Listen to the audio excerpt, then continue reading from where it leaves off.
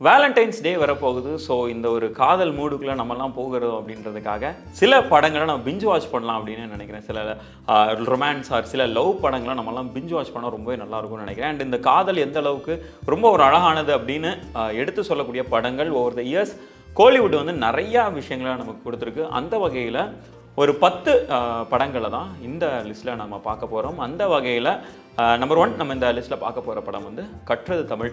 கற்றது தமிழ் ரொம்ப ஒரு அழகான ஒரு காதல் படம் அப்படின்னே நம்ம சொல்லிடலாம். ஓவர் தி இயர்ஸ் அந்த 2 பேருக்கும் இடையில் ஏற்படுற அந்த ஒரு காதலாக இருக்கட்டும், அந்த 2 பேருக்கு இடையில் இருக்கிற காதல் வந்து ஒரு சமயத்தில் ஒன்றா சேர்ந்து இல்லாத டைமில் 2 பேரோட அந்த பிரிவு எந்த அளவுக்கு ஒரு வழியை கொடுக்குது அப்படின்ற ஒரு விஷயமா இருக்கட்டும், 2 பேரும் ஒருத்தர் எந்த அளவுக்கு காதல் பண்ணிட்டாங்க, அந்த காதலை எந்த அளவுக்கு அவங்க பிரிவில் இருந்தாலும் எப்படி பரிமாறிக்கிட்டாங்க அப்படின்ற அந்த மாதிரியான விஷயங்களாக இருக்கட்டும் எல்லாமே இந்த படத்தில் சொல்லியிருப்பாங்க. படத்தில் இயக்குனர் ராமா இருக்கட்டும், இல்லை நடிகர்கள் ஜீவா அண்ட் அஞ்சலியா இருக்கட்டும், இசையமைப்பாளர் யுவன் சங்கர் ராஜாவாக இருக்கட்டும், எல்லாருமே அவங்களுடைய பெஸ்ட்டை கொடுத்துருப்பாங்க அப்படின்னு சொல்லலாம். குறிப்பாக ராம் அண்ட் யுவன் சங்கர் ராஜாவோட கூட்டணியில் வந்த படங்கள் அப்படின்னாலும் நம்ம சொல்லணுன்ற அவசியமே இல்லை. அந்த படத்துக்கு இயக்குனர் ஹீரோயினை தாண்டி இதில் இன்னொரு ஹீரோவாக யுவன் சங்கர் ராஜா ப்ளே பண்ணியிருப்பார் அப்படின்னு கூட சொல்லலாம். அந்த அளவுக்கு ரொம்ப ஒரு அழகான ஒரு காதல் படம். அண்ட் டெஃபினட்டாக இந்த வேலண்டைன்ஸ் டேக்கு ஒரு ப்ராப்பரான ஒரு படம் அப்படின்னு நம்ம சொல்லிடலாம். Second on the list Guna. Santhana Bharathi அவர்கள் இயக்கத்தில் கமல்ஹாசன் நடிப்பில் வெளியான படம் தான் குணா. இதுக்கு இளையராஜா அவர்கள் இசையமைச்சிருப்பார். சென்ற ஆண்டு கிட்டத்தட்ட ஏறத்தாழ இந்த டைமில் தான் இந்த படத்தில் வர்ற ஒரு பாட்டு வந்து மிகப்பெரிய லெவலில் வைரல் ஆச்சு. உண்டான காயம் எங்கும் தன்னாலே ஆறிப்போன மாயம் என்ன, அந்த மாதிரியான அந்த ஒரு பாட்டு எந்த அளவுக்கு மஞ்சுமேல் பாய்ஸில் ஒரு நட்பை பறைசாற்றும் விதமான ஒரு பாட்டாக எடுத்திருப்பாங்களோ, அதே மாதிரி குணாவில் வந்து அது அந்த ஒரு காதலன் வந்து தன்னோட காதலியை வந்து எப்படியெல்லாம் பார்க்குறான் அப்படின்றத அந்த ஒரு பாட்டிலேயே சொல்லியிருப்பாங்க அப்படின்னு நம்ம சொல்லலாம். அண்ட் அந்த ஒரு பாடல் நம்ம எடுத்துட்டோம் அப்படின்னாலே இந்த படத்தை வந்து எந்த அளவுக்கு பூஸ்ட் பண்ணி கொடுக்கும் அப்படின்றத நமக்கு நல்லாவே தெரியும். அண்ட் அந்த பாடல் வரியில் மனிதர் உணர்ந்து கொள்ள இது மனித காதல் அல்ல, அதையும் தாண்டி புனிதமானது அப்படின்ற மாதிரியான ஒரு விஷயத்த கமல் சொல்லியிருப்பார் அந்த படத்தில். அண்ட் அந்த ஒரு டைலாகே இந்த படத்தோட ஒட்டுமொத்த கதையுமே சொல்லிடும் அப்படின்னு நினைக்கிறேன். இந்த கதையை வந்து ஆரம்ப காலத்தில் ரிலீஸ் ஆகும்போது பலர் வந்து புரியலை, ஒரு பாக்ஸ் ஆஃபீஸ் ஃபெயிலியராக தான் அந்த ஒரு படத்தை பார்த்தாங்க. பட் ஆனால் போக போக stood the test of time அப்படின்ற மாதிரி சொல்லுவாங்க. காலம் வந்து காலத்தை தாண்டி இது எந்த அளவுக்கு பேசப்படுது அப்படின்ற ஒரு விஷயம், அந்த மாதிரி காலத்தை தாண்டி பேசப்பட்ட ஒரு படம் தான் குணா. இன்றைக்குமே பேசப்படுற ஒரு படமாக தான் அந்த இது இருக்குது. மனிதர் உணர்ந்து கொள்ள இது மனித காதலில் அதையும் தாண்டி புனிதமானது அப்படின்ற அந்த ஒரு லைன் போதும் இந்த படம் எந்த மாதிரியான ஒரு படம் அப்படின்னு சொல்கிறதுக்கு. நெக்ஸ்ட்டு வாரணம் ஆயிரம். கௌதம் மேனன் அண்ட் ஹாரிஸ் ஜெயராஜ் இதில் உருவான எட் அனதர் லவ் ஃபிலிம் அப்படின்னு நம்ம சொல்லிடலாம். 2 பேரும் சேர்ந்தாங்க அப்படின்னா அதில் இருக்கிற காதல் எந்த அளவுக்கு கொண்டு வருவாங்க அப்படின்றது நம்ம எல்லாருக்குமே தெரியும். அதுவும் குறிப்பாக கௌதம் மேனன் அஃப்கோர்ஸ் ரீசெண்ட் டைம்ஸில் அவர் படங்கள் வந்து கொஞ்சம் ஆக்ஷன் சைடு போனாலும் அவரோட பிகினிங் ஸ்டேஜஸ் நம்ம யாராலையுமே மறக்க முடியாது அப்படின்னு நினைக்கிறேன். மின்னலையில் ஆரம்பித்து வாரணம் ஆயிரம் இருக்கட்டும், விண்ணை தாண்டி வருவாயாக இருக்கட்டும், அந்த மாதிரி நிறைய காதல் படங்களை நமக்கு கொடுத்துருக்கிறாரு. அவரோட ஒவ்வொரு படத்துலையுமே காதல்ன்றது தனி ஆஸ்பெக்டாகவே எடுத்து நம்ம பார்க்க முடியும். அந்த அளவுக்கு ரொம்ப பியூட்டிஃபுல்லான ஒரு படம் தான் வாரணம் ஆயிரம். ஆக்சுவலாக அந்த படத்தோட ஸ்டார்டிங்கில் வந்து ஒரு பாட்டை வந்து இவர் பாடுவார், சூர்யா பாடுவாருன்னா, உறவுகள் தொடர்கதை அப்படின்ற ஒரு விஷயம், ஒரு கதை இங்கு முடியலாம், முடிவிலும் ஒன்று தொடங்கலாம் அப்படின்ற மாதிரியான ஒரு விஷயம். முதல்ல ஒரு காதல் வந்து அது வந்து கல்யாணமாகவோ அது வந்து வேறு அடுத்த இடத்துக்கு நகராது, ஆனால் அதனோடய நீங்கள் முடிச்சுக்கோங்க, அதோட முடிஞ்சது அப்படின்னு கிடையாது. எல்லாருக்குமே 2வது ஒரு வாய்ப்பு இருக்குது, 2வது மறுபடியும் ஒரு காதல் மலரும் அப்படின்றதுக்கான ஒரு படம் தான் வாரணம் ஆயிரம்.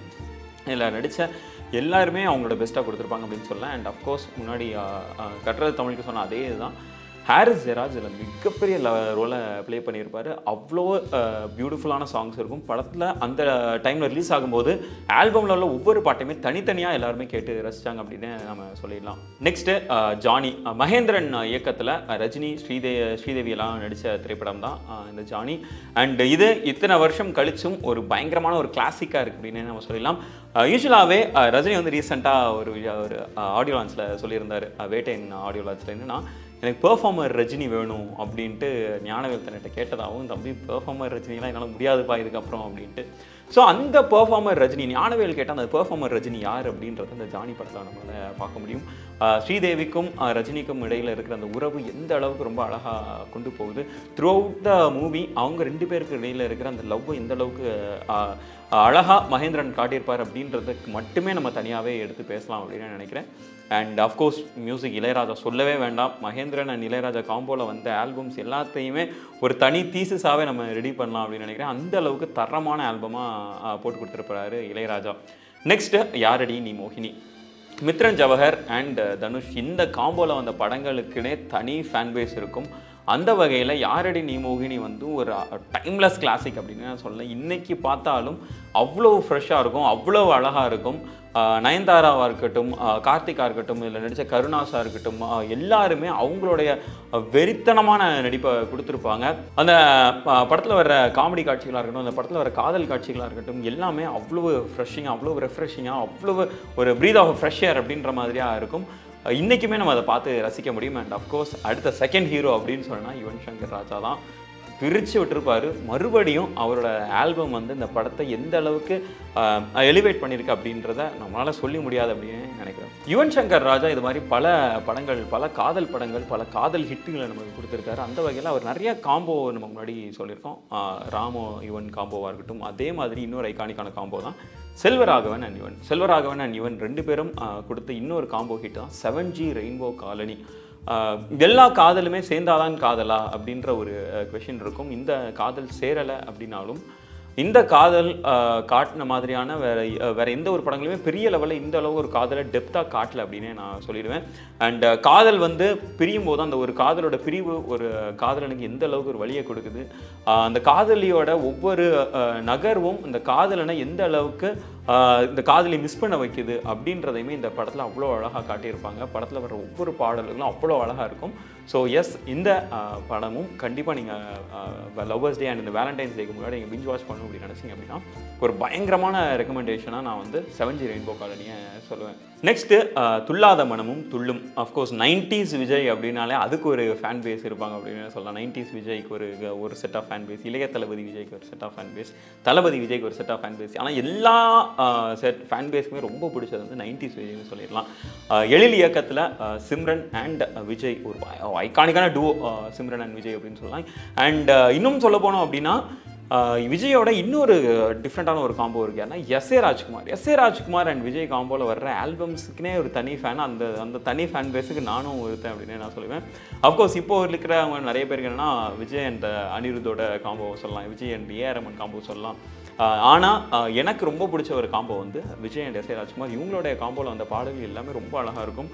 அண்ட் அந்த வேலை துள்ளாத மனம் துள்ளுமே ரொம்ப ஒரு பியூட்டிஃபுல்லான ஒரு லவ் ஸ்டோரி. அந்த பொண்ணு வந்து பார்க்காமலே இந்த இவரை காதல் பண்ணுறதா இருக்கட்டும், இந்த ஹீரோவை காதல் பண்ணுறதா இருக்கட்டும், இந்த ஹீரோவும் தன்னோட காதலியோடைய ஒரு இழப்புக்கு தானே ஒரு காரணமாக இருந்துட்டேன் அப்படின்ற ஒரு ரிக்ரெட்டோட வாழ்கிறதா இருக்கட்டும். ஸோ இந்த எல்லாத்தையுமே ரொம்ப அழகாகவே எழில் பேலன்ஸ் பண்ணியிருப்பாருன்னு நான் சொல்லுவேன்.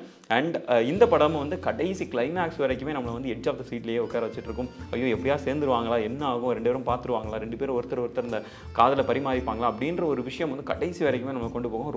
ரொம்ப ஒரு அழகான ஒரு லவ் ஸ்டோரியாக இந்த படம் இருக்குது. நெக்ஸ்ட்டு கௌதம் மேனன் முன்னாடியே மென்ஷன் பண்ண ஒரு படம் தான் மின்னலே. கௌதம் மேனன் அவர்கள் வந்து இந்த படத்து மூலமாக இன்ட்ரடியூஸ் ஆகிறாரு. ஹாரிஸ் ஜெயராஜ் இந்த படத்து மூலமாக இன்ட்ரடியூஸ் ஆகிறாரு. மாதவன் வந்து அப்போ தான் ஒரு பயங்கரமான ஒரு லவ் ஸ்டோரியை கொடுத்துட்டு ரெண்டாவது லவ்வுக்கு பேங்கராக வெயிட் பண்ணிருக்கிறாரு. ரீமா சென்னார்கள் அப்படின்னு சொல்லிட்டு எல்லாருமே அவங்களோட பீக்கில் இருக்காங்க, அவங்களோட ப்ரைமில் இருக்காங்க. அப்போது ரெண்டு ஒரு new director and new music director உள்ளே வராங்க. ஹாரிஸ் ஜெயராஜ் அண்ட் கௌதம் மேனன் பிரித்து மேய்கிறாங்க. படத்தை அவ்வளோ அழகாக எடுத்து கொடுக்குறாங்க. ஒரு அந்த அதாவது இப்போ லவ் ஸ்டோரிக்குனே புது ஃப்ளேவர் கொடுத்த படம் அப்படின்னு நான் அதை சொல்லலாம். ஏன்னா இந்த லவ் வந்து அஃப்கோர்ஸ் நிறையா டிபேட் இருந்தது, இந்த இதெல்லாம் இப்படி பண்ணக்கூடாது. பட் அது எண்ட் ஆஃப் த டே அவ்வளோ அழகாக இந்த படத்தில் லவ் எடுத்து சொல்லியிருப்பாங்க. இந்த படத்துக்கு ஹாரிஸ் ஜெயரோட இசை வந்து ரொம்ப ஒரு பெரிய பாசிட்டிவ் அப்படின்னு சொல்லலாம். And at the same time இந்த பக்கம் மாதவனோட நடிப்பை வந்து நம்மளால் எங்கேயுமே குறைச்சி சொல்ல முடியாது. அவ்வளோ அழகாக நடிச்சிருப்பார் மாதவன். அஃப்கோர்ஸ் அவர் வந்து ஒரு ஆக்ஷன் கதாபாத்திரம், இந்த மாதிரியான ஒரு வில்லன் கெட்டப்பில் வர்றதா இருக்கட்டும், ஒரு கிரே ஷேடில் வர்றதா இருக்கட்டும், அது எல்லாத்தையும் தாண்டி மாதவன் நம்ம எல்லாருமே ரொம்ப கவர்ந்த ஒரு அவதாரம் அப்படின்னா அது வந்து காதல் அவதாரம் தான். அவருடைய அந்த லவ்வர் பாய் எரா தான் பயங்கரமான ஃபேன் பேஸ் அவருக்கு கொடுத்துச்சு அப்படின்னு சொல்லலாம். அந்த வகையில் மின்னலே ஒரு பயங்கரமான படம். நெக்ஸ்ட் அந்த லிஸ்ட் தர்மதுரை, சீனு ராமசாமி இயக்கத்தில் விஜய் சேதுபதி, தமன்னா அண்ட் ஐஸ்வர்யா ராஜேஷ் அப்படின்னு சொல்லிட்டு பலர் நடித்த திரைப்படம் தான் தர்மதுரை. தர்மதுரை ரொம்ப ஒரு அழகான ரொம்ப ஃபீல் குட்டான ஒரு படம். முன்னாடி சொன்னது தான் ஒரு வாரணமாயிரம் டைமில் படத்தை பற்றி சொல்லும்போது ஒரு காதல் அப்படின்றது ஒரு தோட அதோடு நின்றுறாது. நெக்ஸ்ட் அடுத்தடுத்த கட்டங்களில் நமக்கு இன்னும் நிறைய காதல் ஏற்படும். ஒரே ஒரு டைம் தான், ஒரு செடியில் ஒரு ஃப்ளவர் தான், அந்த மாதிரியான ஒரு விஷயம் கிடையாது அப்படின்றத பறைசாற்றுற இன்னொரு படம் தான் தர்மதுரை. அவ்வளோ ஒரு அழகான ஒரு ஃபீல் குட் படம். படத்தில் இருக்கிற எல்லா அந்த எமோஷன்ஸாக இருக்கட்டும், ஒரு காதல், சேராத காதல் எந்த அளவுக்கு ஒரு வழியை கொடுக்குது, அந்த வழியை இன்னொரு காதல் எப்படி நமக்கு ஆறுதலாக படுத்துது அப்படின்ற விஷயமா இருக்கட்டும், ஒரு பிரிவுக்கு பின் வர்ற ஒரு காதல் எந்த அளவுக்கு ரொம்ப அழகான ஒரு காதலாக இருக்குது அப்படின்ற ஒரு விஷயமா இருக்கட்டும், இது மாதிரி எக்கச்சக்க ஹோல்சம் மொமெண்ட்ஸ் இந்த படத்தில் இருக்கும். And of course Dharmadurai one of the best love stories அப்படின்னே நம்ம சொல்லிடலாம். இதில் மியூசிக்குமே பிரித்து மேஞ்சிருப்பாரு, வேற யாரும் கிடையாது, யுவன் சங்கர் ராஜா தான். கடைசியாக நம்ம பார்க்குறது மதராசப்பட்டினம். ஏஎல் விஜய் இயக்கத்தில் ஆர்யா, ஏவி ஜாக்சன் இவங்கெல்லாம் நடித்த திரைப்படம் தான் மதராசப்பட்டினம். இந்த படம் வந்து அஃப்கோர்ஸ் மொழி 2 பேருக்குமே வேறு வேறு மொழியாக இருக்கும். அந்த 2 பேருமே கடைசியில் சேர மாட்டாங்க. பட் நிறைய பேர் சொல்லுவாங்க என்னன்னா, சேர்ந்த காதலை விட சேராத காதல் ரொம்ப அழகாக இருக்கும் அப்படின்ட்டு. அந்த வகையில் அஃப்கோர்ஸ் சேர்ந்த காதல் ஒரு சந்தோஷத்தை கொடுத்தாலும் சேராத காதலோட கதை வந்து ரொம்ப சுவாரஸ்யமாக இருக்கும் அப்படின்ற மாதிரி. அந்த வகையில் இது வந்து ஒரு சேராத ஒரு காதல் தான். அந்த ஏமி ஜாக்சன் வந்து அஃப்கோர்ஸ் அவங்க வந்து ஒரு பிரிட்டிஷ் ஒரு நோபல் ஃபேமிலியிலேருந்து வந்தவங்க. அண்ட் இங்கே வந்து சென்னையில் வந்து இருக்கிற ஒரு இளைஞர், ஒரு சாதாரண இளைஞர் தான். துணி துவைச்சு அவருடைய வேலையை அவர் பார்த்துட்ருக்கிறாரு நம்ம ஆர்யா. அவங்க 2 பேருக்கு இடையில் ஒரு காதல் ஏற்படுது. அந்த காதல் வந்து எப்படியெல்லாம் டெவலப் ஆகுது, 2 பேரும் எந்தெந்த மாதிரிலாம் லவ் பண்ணுறாங்க, அண்ட் அந்த பிரிவு அவங்களை எப்படியெல்லாம் அஃபெக்ட் பண்ணுது, அந்த பிரிவு எவ்வளோ வருஷம் ஆனாலும் சரி, 2 பேரும் அவ்வளோ வயசானாலும் சரி, ஆர்யா வந்து உயிர் இழந்ததுக்கு அப்புறமும் அந்த காதல் வந்து ஏமி ஜாக்சன் அந்த கதாபாத்திரத்துக்கு எந்த அளவுக்கு இருக்குது, இவங்க உயிர் முடிகிற வரைக்கும் கடைசி பரியந்தமும் அவங்களுடைய காதல் எந்த அளவுக்கு 2 பேரையும் ரொம்ப அழகாக வச்சிருக்குது அப்படின்ற ஒரு படம் தான் மதராசப்பட்டினம். அண்ட் இதையுமே அஃப்கோர்ஸ் நீங்கள் அந்த வேலண்டைன்ஸ் டேக்கு முன்னாடி ஒரு வார்ம் அப்பாக ஒரு பிஞ்ச் வாட்ச் பண்ணணும் அப்படின்னு நினச்சிங்கன்னா இந்த மாதிரியான படங்கள்லாம் பார்க்கலாம். அண்ட் அஃப்கோர்ஸ் இதெல்லாம் தான் நாங்கள் எடுத்த லிஸ்ட்டு. அண்ட் உங்களுக்கு பிடிச்ச கோலிவுட் லவ் ஸ்டோரி அப்படின்னா அது என்ன அப்படின்றத கீழே கமெண்ட் பண்ணுங்கள். நெக்ஸ்ட் வீடியோவில் மீட் பண்ணுவோம்.